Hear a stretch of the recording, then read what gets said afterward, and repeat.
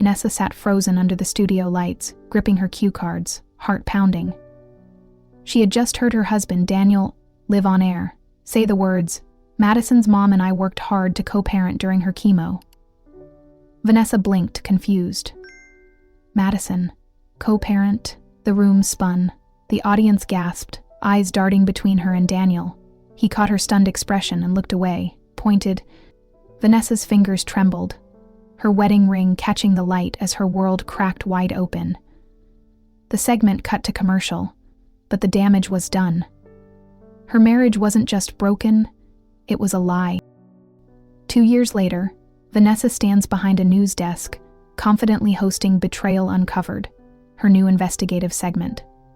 Her voice is calm, clear, commanding. This is the story of how one woman's public humiliation ignited a fire that exposed secrets, shattered reputations, and turned one man's betrayal into a national awakening. Vanessa Martinez was 36 years old, a rising star in Miami's fast-paced media world. As a producer for one of the most-watched daytime talk shows in the region, she knew how to tell stories, manage chaos, and make other people shine. Behind the scenes, she was known for her calm under pressure and her tireless work ethic. And when the cameras stopped rolling, she returned home to a picture-perfect life with her husband Daniel. At least, that's what it looked like from the outside. Daniel was everything the public admired. Articulate, polished, always knowing the right thing to say. As a PR executive, he moved easily through high society events, fundraisers, and press conferences. He knew how to frame any situation in the best light. To most, they were the golden couple. Daniel often referred to Vanessa as his brilliant, supportive wife, the kind of woman who made him a better man. But behind closed doors, their life was more complicated. They had been trying to conceive for 3 years, with no success. Every cycle brought fresh disappointment. Vanessa blamed herself, her age, her stress, the demands of her job. She cried alone in the bathroom after appointments, thinking maybe she'd failed as a woman. Daniel never pushed for answers. In fact, he seemed indifferent, saying things like, "It'll happen when it's meant to," or, "Let's not obsess." His voice was always smooth, but never invested.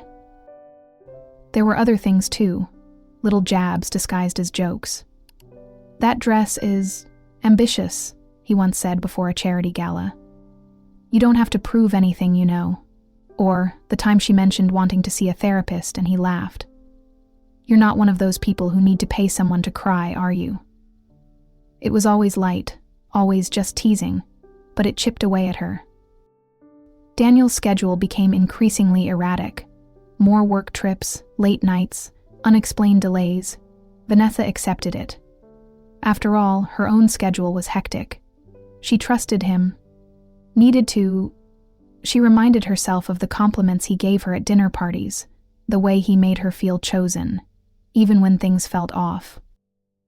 Then came the night before the panel taping.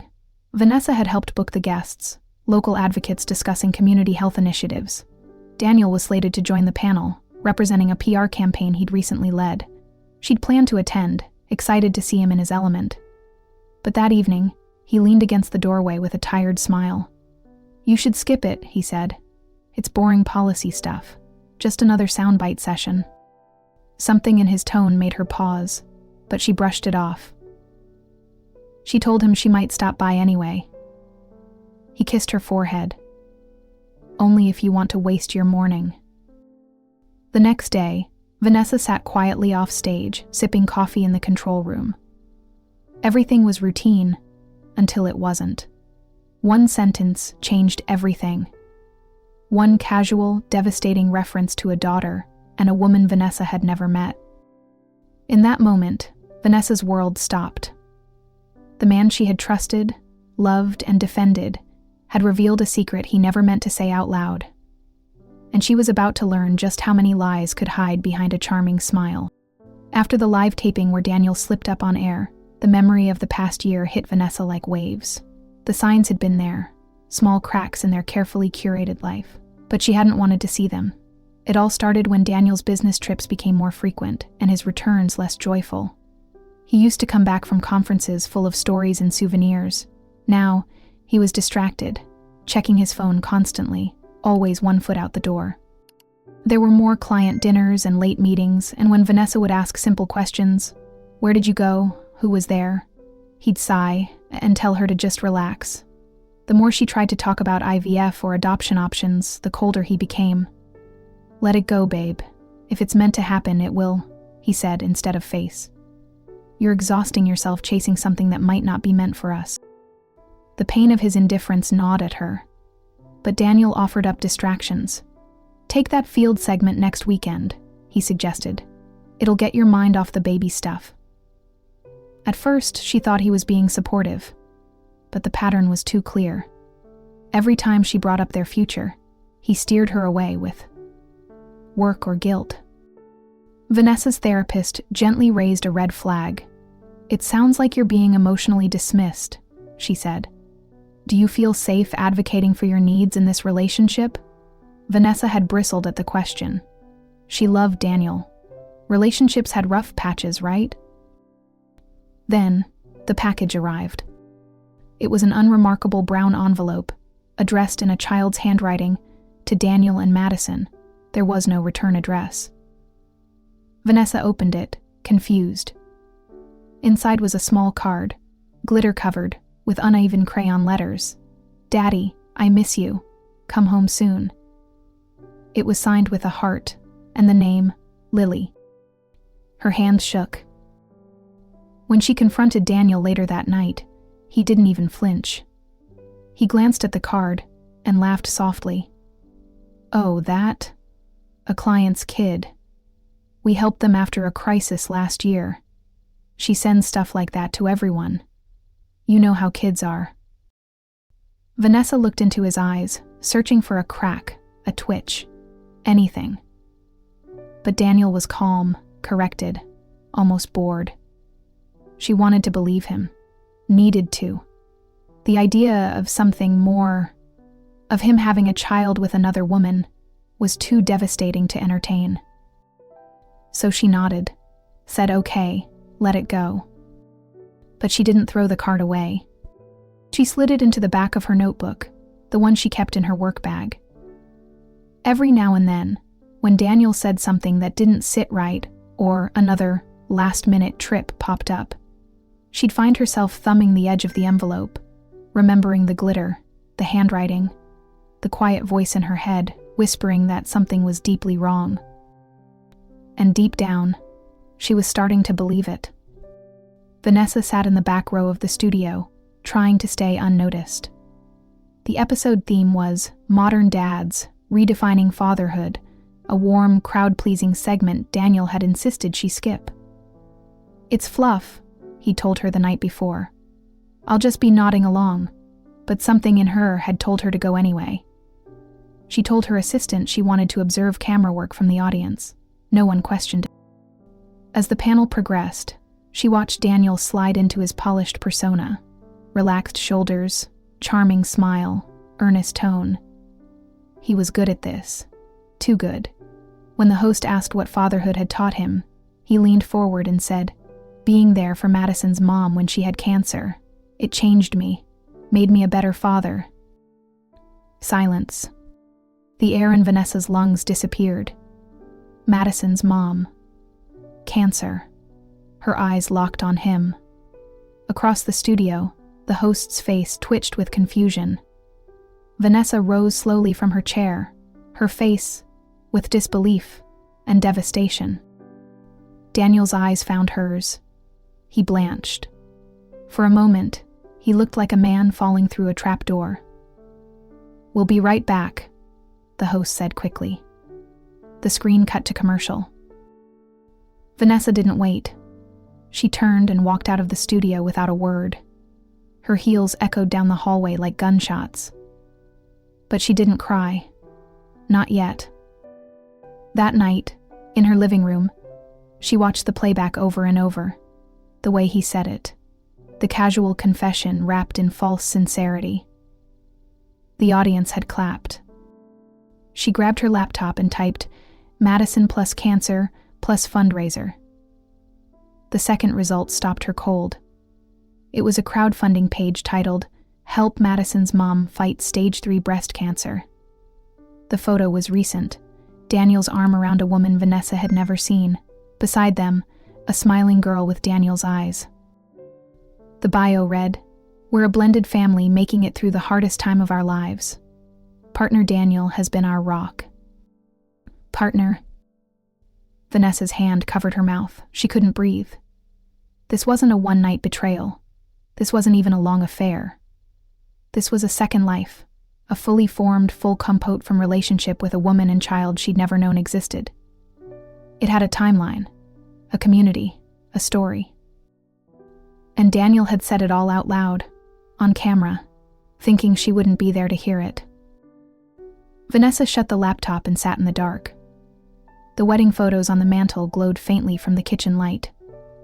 The house felt foreign, like a stage set she'd been performing in without knowing the script. She didn't scream, didn't call anyone. Instead, she picked up her notebook, the one with the glitter card still tucked inside, and opened to a fresh page. She wrote one sentence. "Before he told me." And then finally, the tears came. Vanessa didn't sleep that night. The next morning, she made 3 calls, one to a private investigator, one to a lawyer, and one to her mother. Only the last one knew the whole truth. The others would learn it soon. Within a week, the investigator returned with details that made Vanessa's knees buckle. Daniel had been financially supporting a second household in Coral Gables for 6 years. The house was modest but comfortable. It was in Elise's name, a woman in her early 40s who worked as a nutritionist. And Madison? She was his daughter, biologically, legally. There were receipts, school records listing Daniel as father, medical bills paid through a joint credit card Vanessa thought they'd closed years ago. Her jaw clenched as she scanned the documents. He hadn't just lied. He'd built a second family while gaslighting her about IVF. Her body. Her pain. The private investigator had also spoken to Elise under pretense. Elise believed Daniel and Vanessa had divorced 5 years earlier. She had no idea she was the other woman. When shown a picture of Vanessa, Elise went pale. She said, "She left him," she whispered. "He said the divorce was ugly, that she didn't want kids. He made her sound like a monster." Vanessa didn't react. Not then. But something in her broke clean in half, not just for herself, but for Elise, and for Madison too. That night, she quietly logged into their joint bank accounts and transferred half Cockney and legal trust protected under her name. Then she froze the accounts. All credit cards were disabled. Daniel would wake up tomorrow to discover his access had vanished. She didn't return home. Instead, she booked a furnished apartment through a contact at the station. Clean linens, white walls, no memories. She packed her essentials in silence and left a note. "I know everything. Do not contact me until my lawyer calls." 2 days later, Vanessa uploaded the raw footage of the Father's Day panel from her personal device. She sent it anonymously to a media contact she trusted, someone she'd worked with during her time as a producer. Within hours, it hit Twitter. The moment Daniel said, "Madison's mom," with Vanessa's stunned face in frame, became a trending video. Hashtags like "Modern Dad Scandal" and "Talk Show Bombshell" went viral. The internet, as it often did, had opinions. But most were on her side. When Daniel finally called, his voice trembled. "It's not what it looks like, Vanessa," he said. She laughed, sharp, humorless. "It's exactly what it looks like. You don't understand. Madison was an accident. I tried to keep it from you to protect you." "You," she said, her voice like ice. "You kept it from me to protect yourself." He begged her not to file for divorce. "We can fix this. We can go to therapy." "I already went," she said, alone, "while you were building a second life." The next day, her attorney served the divorce papers. She didn't cry. She didn't flinch. She sat in her new apartment, sipping tea, watching the fallout. Daniel's firm issued a no comment. Elise deleted her social media. Vanessa did none of that. She stood still in the eye of the storm, her voice finally louder than his. Because she wasn't done being silent. She was just getting started. Vanessa didn't want to disappear. She wanted to speak. So she wrote. The Commander of the Other Husband was the title of her exposé, an anonymous, sharp-edged article that laid bare the anatomy of a double life. She didn't use Daniel's name. She didn't need to. The story was compelling enough on its own. A respected man with a polished public persona secretly supporting a second household by emotionally eroding his wife behind closed doors. Vanessa detailed the manipulation, the gaslighting, the carefully constructed public image that masked intimate betrayal. She wrote about how financial control and emotional neglect go hand in hand, about how trust can become a cage when one partner is performing love while living a lie. It went viral.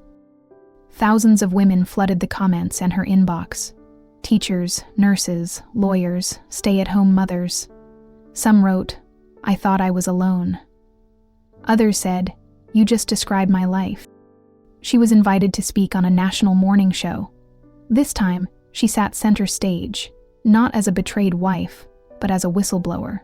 She discussed coercive deception, the way some men weaponize charm, and how gaslighting makes even intelligent women question their reality. Troll doesn't always look like shouting, she said calmly. Sometimes it sounds like, "You're imagining things," or "You're too sensitive," or "Don't embarrass yourself." Clips of her interview circulated. Her composure, her clarity. It struck a chord. When the divorce hearing arrived, Vanessa was ready. Her lawyer submitted receipts, school payments, housing transfers, duplicate insurance policies. Daniel's defense fell apart quickly. His own bank statements contradicted him. She cited financial fraud and bigamy violations. The judge took notice, so did the court reporters. Daniel didn't just lose the case, he lost his credibility. Within a week, his PR firm's biggest client, the industry that once applauded his eloquence now whispered behind closed doors. Vanessa didn't gloat. She simply watched the consequences of truth unfold. Then, Elise reached out. Her message was simple. "I didn't know. I'm so sorry." Vanessa responded with grace. "I believe you." They met in person. There were tears, awkward silences, and shared heartbreak. But something else, too optimistic. Together they filed for back child support. Elise had unknowingly signed documents that may have violated property laws. With legal help, they began untangling the financial web Daniel had spun. That same month, Vanessa received a call from a network producer. They wanted her to host a new investigative segment, a blend of journalism and advocacy. They'd seen her panel footage. They'd read her exposé. They wanted her voice. She said yes. Her first episode? Other Family, When Love is a Lie. It opened with her voice, narrating images of birthday cakes split between two homes, blurred family photos, and court transcripts. The piece was raw, unflinching. It resonated. Not long after, Daniel sent a cease and desist letter to the network. He claimed the episode defamed him, even without using his name. The network's legal team reviewed the material and issued a one-sentence response. Truth isn't defamation. Vanessa stood taller after that, not out of spite, but because she had learned what it felt like to be silenced. And she would never let anyone take her voice again. The man who tried to hide her behind a curtain of respectability had been exposed by the very light she refused to dim. Vanessa didn't just move on. She rebuilt. She bought a 2-bedroom condo near the beach, painted the walls soft sage green, and hung artwork she picked herself. No joint decisions, no compromise for appearances. It was her space, filled with light, books, and silence that no longer felt like absence. It felt like peace. She walked barefoot on the balcony every morning with coffee in hand, watching the tide roll in, unbothered by the idea of being alone. She was alone, but not lonely. She was free. With the settlement finalized, Vanessa took a portion of the funds and launched a nonprofit, Truth Lines. Its mission? To help women uncover hidden financial manipulation, spot red flags of dual lives, and navigate emotional recovery. She partnered with counselors, attorneys, and forensic accountants to host free workshops online and in community centers. Vanessa didn't want revenge anymore. She wanted awareness. She also didn't want to work alone.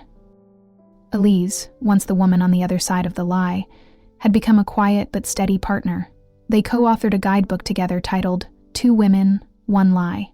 It was practical, raw, and deeply human. The book sold out in its first print run.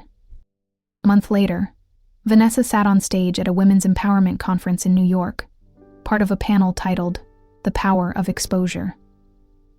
She wore a navy suit, her hair pinned back, her eyes steady. Elise sat beside her, equally composed. During the Q&A, a young woman stood up, voice shaking slightly. She clutched a printed copy of 2 Women, 1 Lie to her chest. "I was engaged to a man who traveled for work," the woman said. "I started noticing little things, just like your stories. I read your guidebook cover to cover. It gave me the courage to investigate. He had another apartment, a whole second relationship. If it weren't for you two, I would have married a stranger. Thank you." The room fell silent for a moment. Vanessa swallowed hard. She reached for a letter she'd been saving for the end. It had arrived a few weeks prior, handwritten and folded neatly. She read aloud, "You don't know me, but I know your voice. It gave me strength. It made me believe that dignity could rise from disaster. I left, and now I live on my own terms." Vanessa paused. The audience exhaled with her. She didn't smile for the press cameras or the panel moderator. She smiled for herself, for the version of her who once sat backstage in a dressing room, clutching a card from a child she didn't know, wondering how everything could feel so real and so false at once. She no longer needed Daniel's validation, or anyone's. She wasn't someone's accessory, someone's secret, someone's second option. She was her own truth now, her own legacy, and no one would ever write over her again. Vanessa picked up her old leather-bound journal one quiet morning and turned to a blank page. It had been months since she last wrote anything personal. Her previous entries were scattered, panicked, full of questions she couldn't answer. Why did he lie? What did I miss? Was I not enough? But now, the words came differently. She didn't write about grief. She wrote about clarity. She wrote about the moment she stopped begging for answers and started trusting her own instincts. She wrote about the day she sat through her own silence and felt power, not panic. She wrote, simply, "I forgive myself." Then, she flipped back through old texts from Daniel, the ones where he redirected, minimized, deflected. "You're being too emotional. It's not a big deal. You're imagining things." She read them with fresh eyes and saw the pattern so clearly now. He hadn't been protecting her.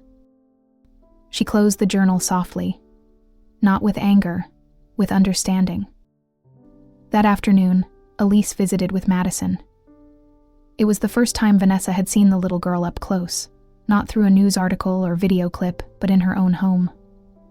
Madison was bright, curious, shy at first, but then she spotted Vanessa's bookshelf and plopped beside her like she belonged there. As Elise and Vanessa sipped tea in the kitchen, Madison disappeared into the living room. When she returned, she held out a folded sheet of pink paper, covered in stickers and glitter pen. On it, in crooked handwriting, were the words, "Thank you for being kind to my mom." Vanessa felt tears prick her eyes. She knelt down and hugged the little girl gently. It wasn't pain that made her cry this time. It was the healing she never thought possible. The warmth of being seen, not as a victim, but as someone who helped another person move forward. That evening, long after Elise and Madison had left, Vanessa took a walk along the beach. The sun was dipping low, casting a warm amber glow across the water. She didn't wear shoes. She didn't bring her phone.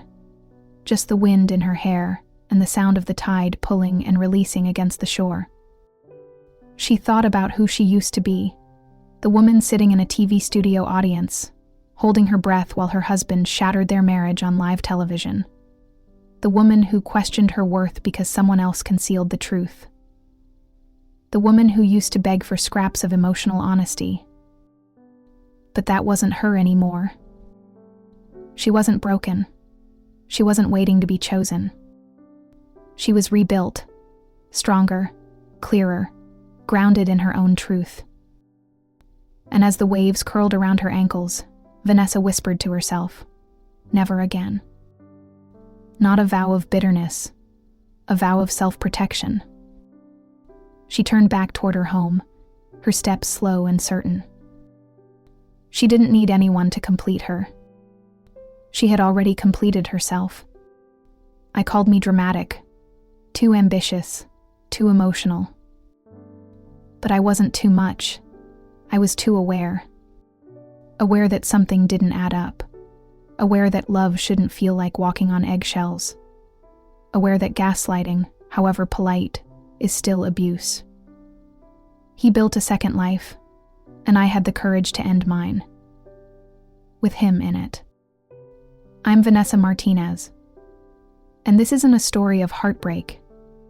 It's a story of truth, of silence shattered, of a woman who walked into her own betrayal on live television and still stood back up. I turned the moment that broke me into a platform that protects others, because if I could sit through a national scandal and still find my voice, then anyone can. If you've ever been lied to, sidelined, or made to feel small, please hear this. Your voice is not too loud. Your instincts are not too sharp. Your standards are not too high. Your voice is your power. And you are not alone. Subscribe to Veiled Fury for more stories like mine. Stories of betrayal shattered and strength reclaimed. Stories that remind us we don't just survive, we rebuild, and we rise. One truth at a time.